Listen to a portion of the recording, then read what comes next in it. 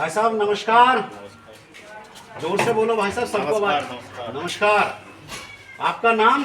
पवन सिंह। पवन सिंह। पता? बागो। बागो। और आगे? बबराला। बबराला। जिला?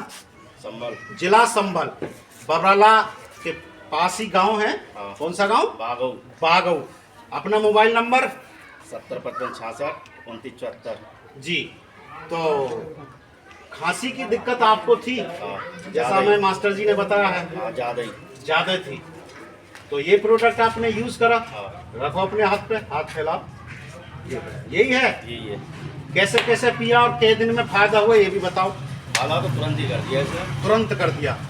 अच्छा अच्छा। गर्म पानी दिया हमारे सामने और सीधे गर्म पानी में ये ढक्कन ली, एक बार में ही काम हो गया। दोस्तों ये है रिजल्ट, ये बिना अल्कोहल का क्लियर कप नेट सर्फ के द्वारा आपको किसने दी? हमारे सामने। मां साहब। मां साहब आपका नाम? मेरा नाम महेशपाल सिंह, महेश पाल सिंह। गांव? गांव बबराला, बबराला। जिला? संभल। संभल। आपने इनको सजेस्ट करा। जी जी। चलो, तो आप संतुष्ट हैं इस प्रोडक्ट से? लोगों से क्या कहना चाहोगे?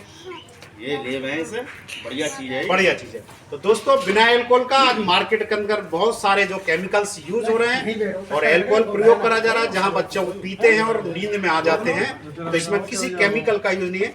Thank you very much.